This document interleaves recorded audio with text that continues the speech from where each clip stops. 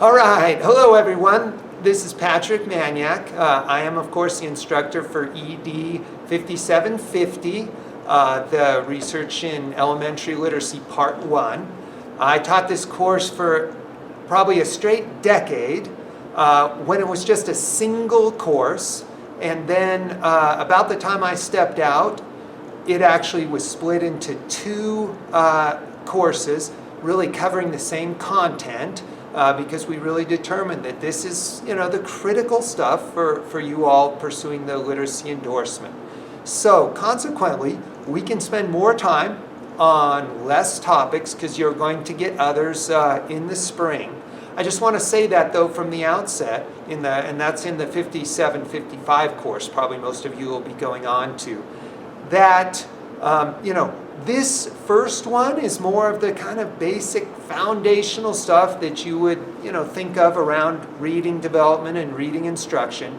And that's not because, I don't or we don't care about other areas of literacy instruction, writing, digital literacies, but those things are going to come up in the second course. So we have more time to focus on these critical elements, and, I think that you'll enjoy it. Let me say that, I've always said that I believe that the online delivery of these courses, I call it the necessary evil. It is, when you deal with kind of the practical instructional stuff that really forms a large part of this class, it's really difficult not to be in some sort of face-to-face, kind of setting or delivery where, we can try things out and so forth. At the same time, for our state and for your busy schedules, I fully appreciate what this online instruction provides. But, I just can't do it without this kind of face-to-face contact. So, over the years, I've made a series of videos around the kind of literacy topics, typically for other classes than this one, because this is the first time I've taught this one online. That I'm going to draw upon throughout the term, and you'll be watching as they relate to the topics that we're reading and talking about. Now, those videos were made for other classes and at other timelines and so forth. So I want to say from the outset, when I may talk about kind of the practical administrative items, the due dates and projects and so forth, please tune that out. It does not apply to this class and to you. So I want to avoid any confusion from the outset on that. These are videos taken from other times and other classes. Some feature, as I like to say, my long-haired twin brother and so forth. So you'll get to see my evolution over a few years anyways. Now, I did want to start this class with its own kind of welcome video and address some of these sort of general topics from the outset, because in this first unit, we're looking at Michael Presley's chapter on skilled reading and kind of the big overview. And so that's what I'm going to give you here, at least from my standpoint. Some of the general principles that I use when I think about reading development, when I think about reading instruction, when I talk to schools and teachers. So I'm going to, work through these pretty quickly and then finish with some of my sort of what I consider kind of the best established findings in that relate to our topics in terms of reading research. So let's just jump right in. And the first principle is a phrase that I use constantly. It is just literally always coming out of my mouth when I'm at schools, talking to teachers, in my own classrooms on campus, because I think it just sums up sort of what reading is about as a cognitive process just so well. And that is necessary but not sufficient. We all know that reading is a complex process, a multifaceted process with a lot of component skills. And I believe that the absolutely best way to think about how they come together is in this phrase, necessary but not sufficient.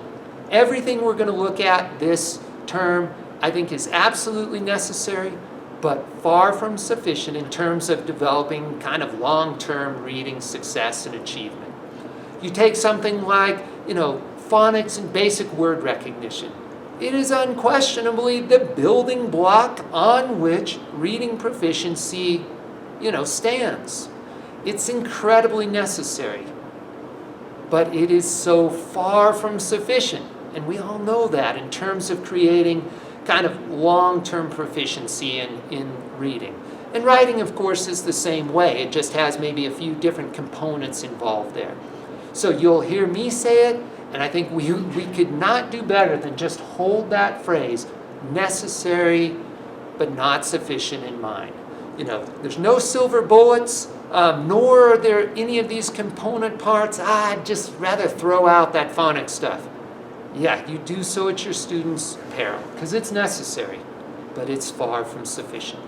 All right, number 2 is this notion that Scott Paris out of the University of Michigan has written about for, a couple decades, that I think is a really helpful way to kind of think about the component skills of literacy. And that is that he talks about constrained and unconstrained skills or knowledge bases. Constrained skills are skills that sort of are knowledge bases that are finite, that you can sort of learn, be done with, and move on. Typically, they have a short-term window where they need to be learned, and then you leave it behind and move on. They're no less essential. Both of these, I should say from the outset, both of these this is not a statement about the relative importance of the two sides. It's just a helpful way to think about the skills involved in reading. So, constrained skills, the unconstrained skills are sort of skills or knowledge bases that really have no end. That, you can start at 5 and still be adding to at 85. That really take a long term to develop, to sort of an advanced or a proficient level. So you can probably see where this plays out in terms of our specific foci. So we've got something like phonemic awareness. It is the absolute epitome of a constrained skill. It's vitally important. It is a very finite skill in terms of being able to segment or blend the sounds and words. I'd like to see it probably developed as far as it needs to go literally in kindergarten. Maybe it trickles over into the beginning of first grade, and then it's done. Kids have what they need, and they're moving on. So it's taught in a short window. It's a finite skill. You master it and you move on. Something like the times tables in mathematics is the perfect example of that, right? You get your 1s through 10s or 1s through 12s and, to a fair degree of automaticity, and you're done. It's finite. At least early phonics and word recognition largely fit this constrained side. Not quite as constrained as phonemic awareness. This kind of learning is going to go on at least throughout our elementary years, if not a little farther. Reading fluency, I put on the constrained side. That one's maybe a little iffy, because fluency is in general somewhat of a moving target. You might be fluent in one text, but how about this more advanced text, this more complex text, a content area text? And we might find texts ourselves that we're less than fluent in as mature, competent readers. But overall, nonetheless, most kids have what they need in terms of reading fluency, by the time they leave our elementary grades. Now, on the unconstrained side, the epitome of unconstrained skill is vocabulary and world knowledge. It never stops. You and I have probably added new vocabulary, word meanings to within the last week or month, and we should. And we are perhaps just that much little better readers because of it. And certainly adding world knowledge that becomes the prior knowledge that helps us make sense of a new or complex text. These are things that need to be taught from 5 to 25 or 85, wherever you want to sort of see fit to draw that line. The other thing I put on this side is what I tend to call STP. This is strategic textual processing. A lot of times it gets, obviously, we're familiar with the handle of reading comprehension strategies, and there's nothing wrong with that. I tend to prefer this strategic textual processing skills or strategies a little more. These are things that, again, maybe started at 4 or 5 or 3 and, are still developing for us as graduate students and educators ourselves. I think this is a little less unconstrained than something like world knowledge. We get pretty far along as college students, graduate students, and so forth. But nonetheless, it's a much longer window in terms of development. So I think this is a very helpful way. Again, what's important is not to sort of say that one of these sides is important and the other is less important. They're all critical. I've used it in schools to, talking with principals and talking with teachers. What we really need is teachers who are tremendous experts at the constrained skills that happen to, sort of match the developmental level of their students, and teachers who are all experts at the unconstrained skills. So practically speaking, I want kindergarten teachers who have tremendous expertise in phonemic awareness and some other things there, and who are very knowledgeable about vocabulary instruction, about strategic textual processing. Versus my 5th or 6th grade teachers, quite honestly, they don't really need to know much about phonemic awareness. Maybe, sort of the strategic textual processing, much more critical for them. So it helps you kind of see sort of what we really need as we stretch out a kind of a K through 6 or K through 12 staff. All right, the third point is the research-based practice versus what I call PVP, personally valued practice. And of course, what I'm talking about here is instructional practice related to literacy. So those sets of instructional activities that we turn to and use and become our classroom routines. I think I start just about every one of these classes in this way, making this sort of distinction clear. Research-based practice, of course, for me are those instructional activities that we know have empirical support for producing strong outcomes for students in certain settings, and personally valued practice is basically everything else. We may have instructional practices that we value because they align with our philosophy of childhood and child rearing, because they align with our kind of theories of children's learning, because they're fun to teach, because we've always done it that way, because it seems anecdotally that they're very effective, all those things, but lacking sort of empirical support in the research, for me that kicks it into the personally valued practice. Now, what I want to stress here is that I don't mean to create a dichotomy of good versus bad. Research-based practice, I guess we could probably pretty much say that that's always good. But I don't want to then sort of imply that personally valued practice is always bad. There are many times when personally valued practice, maybe we're getting into a domain that there simply is no good research to really guide us. But what I do want to stress about personally valued practice is that we need to sort of interrogate it.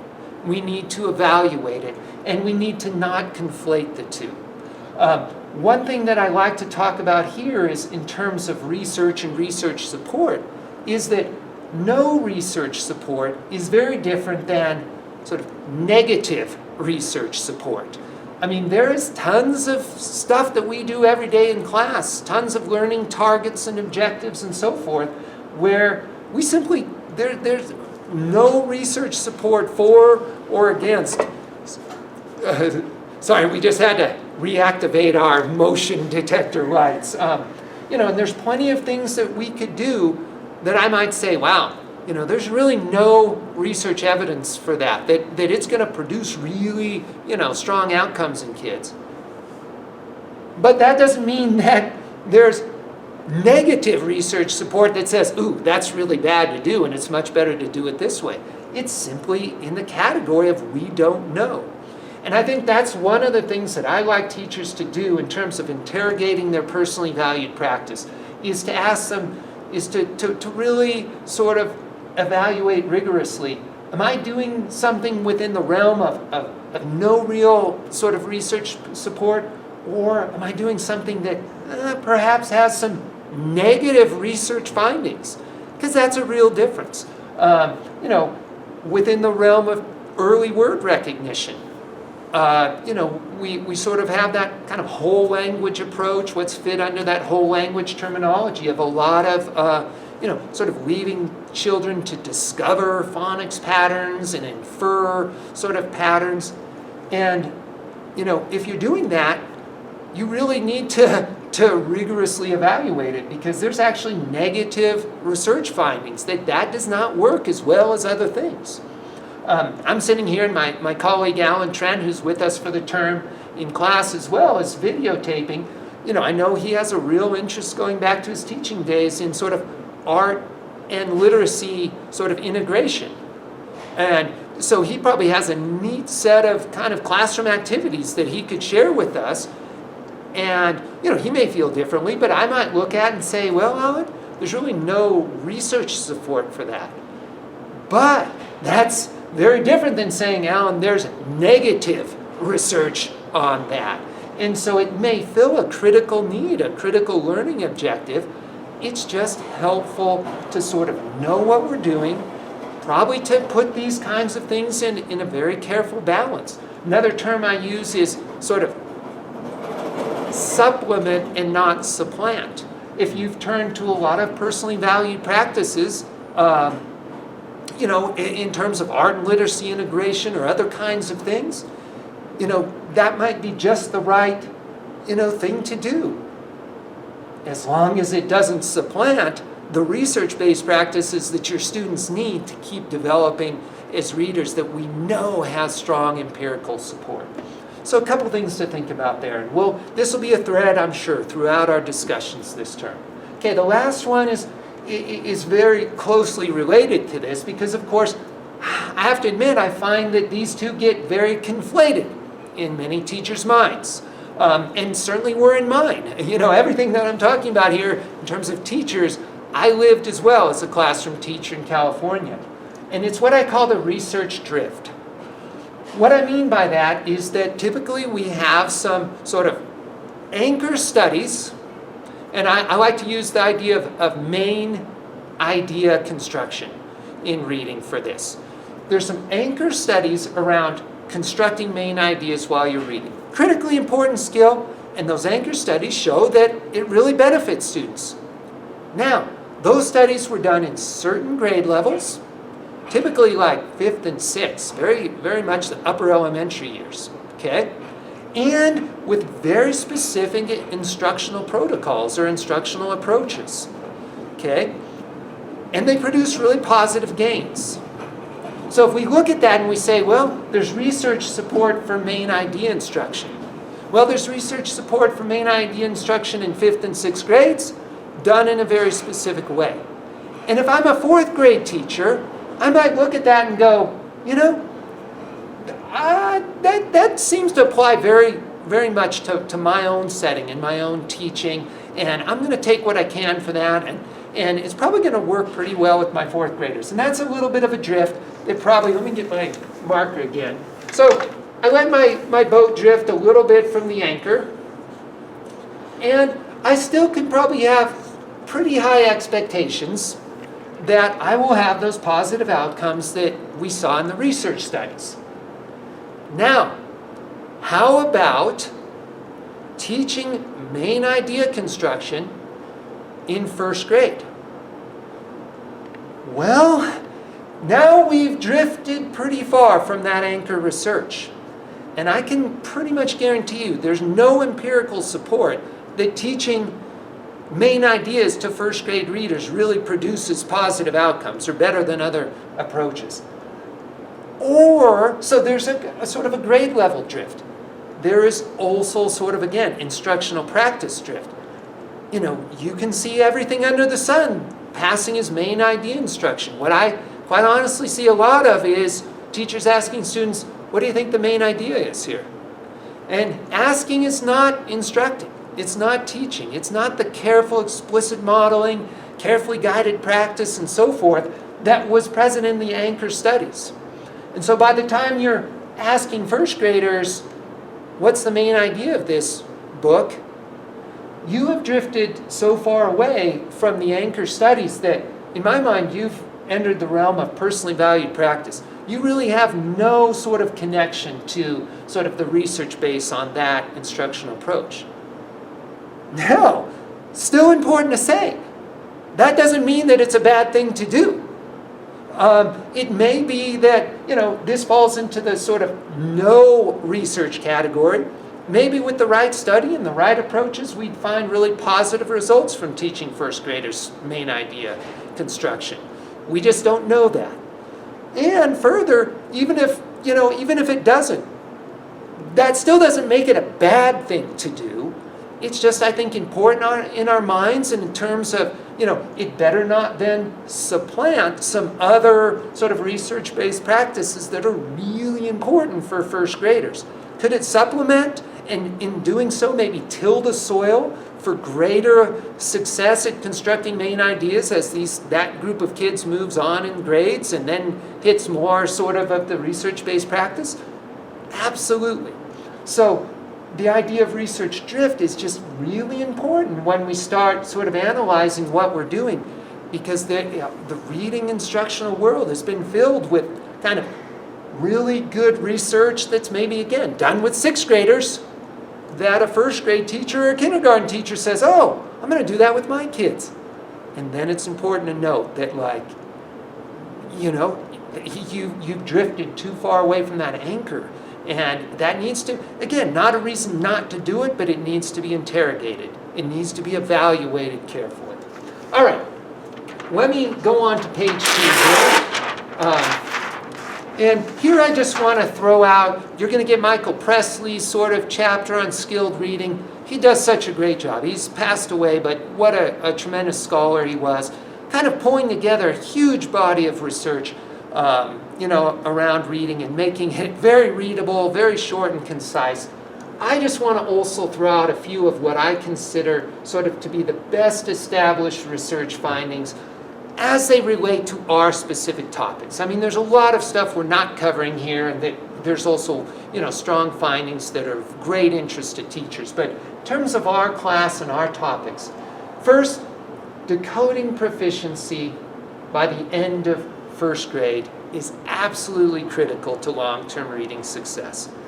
Numerous studies document that. Probably the most important, Connie Jewell's long-term research in the 1980s showed that kids who left first grade as less than proficient decoders never caught up. They had a 90% chance of still being seriously struggling readers at the end of fourth grade. So this is a critical early priority. And it also speaks to the critical nature of early reading intervention. Early reading intervention has much more impact than sort of trying to remediate difficulties much later on. And we'll talk about the reasons why as we get into class. So, decoding proficiency by the end of first grade, super well established in the research and of critical importance. Next, fluency is critical to reading comprehension. I put that up there very intentionally because there is a lot of sort of negative connotations around reading fluency in schools these days. And I just don't believe it is deserved. Fluency, and we'll speak quite a bit about it, but what I mean in putting it this way is sort of automaticity of word recognition of words in text. We have limited sort of cognitive resources at any given moment. We can remember those 7 digits of the telephone, but how about if I gave you 20 random numbers? there's only so much we can process. So in a complex process like reading, it is critical that these sort of base level components are very automatic.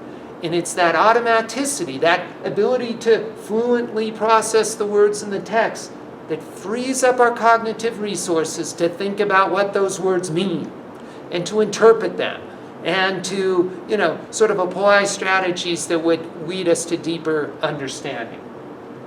Okay? The third is that vocabulary is critical to reading comprehension. I'm a vocabulary guy. It's what I'm doing right now. It's what I've done for a decade. I like to keep this short and sweet. If you don't know what the individual words in a text mean, good luck knowing what the text means.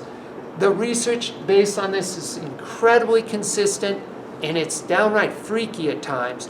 I'll read studies like on English learners, vocabulary, and reading comprehension. And, the reading comprehension, this group of kids are at the 21st percentile on this norm test. And then, lo and behold, on the vocabulary, they were at their 20th.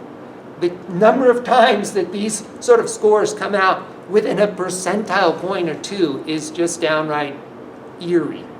Jeannie Shaw, the great Harvard reading professor, actually said, if you want a quick temperature on how well kids are comprehending text, just give them a quick vocabulary test. They are that sort of synonymous. Okay. Next is that the skilled teaching of a small set of comprehension strategies improves reading comprehension. Now, this one is a little wordier than the others, and intentionally so. Notice that there is the word skilled teaching. Because what we see consistently in teaching of comprehension strategies, and those of you who do it know this is true, this is the calculus of reading instruction.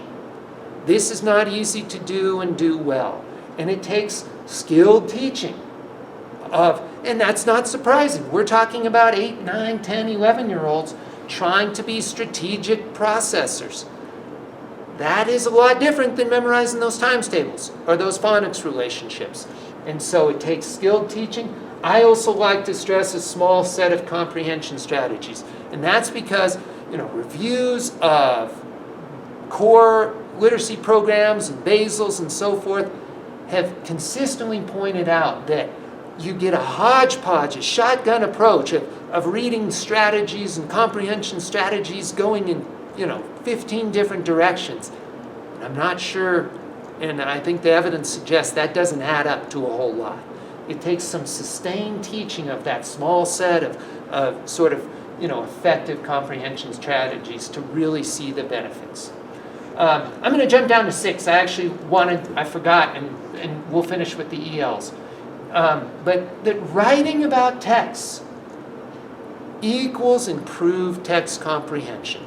There's a recent sort of meta-analysis of this that demonstrated across a number of studies that when students write about the text they read, they actually have greater comprehension gains than even students who are taught to use comprehension strategies.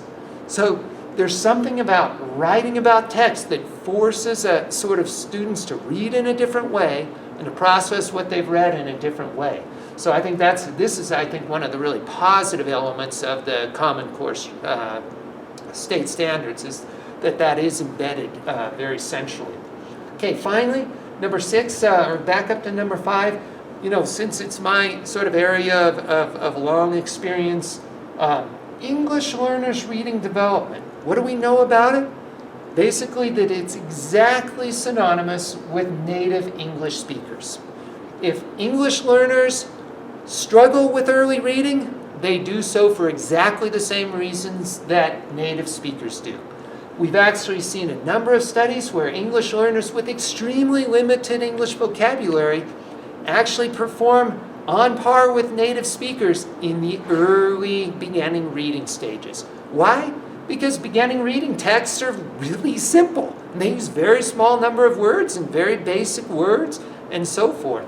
And so, at least in the early stages of reading, English learners can, sort of process in the same way that native English speakers do.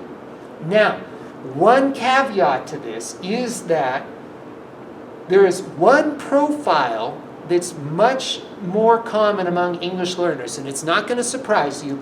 It is that you will find many fluent text readers with extremely limited English vocabulary who consequently really struggle with comprehension and overall reading.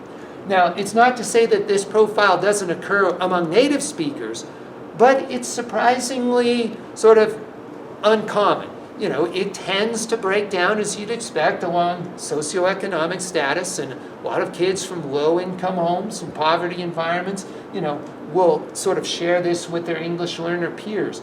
But it's very common for English learners that they're able to develop a fluency in sort of word recognition and text reading, but that limitation in vocabulary just really is just an incredible roadblock to comprehending text. All right. That's it for this welcome video. There's another one that you'll watch this unit that deals with the specific content of phonemic awareness. So go on to that. Otherwise, we'll see you in the electronic discussions, and throughout the course, I'm excited to to interact with you. I think it'll be a really productive time. All right.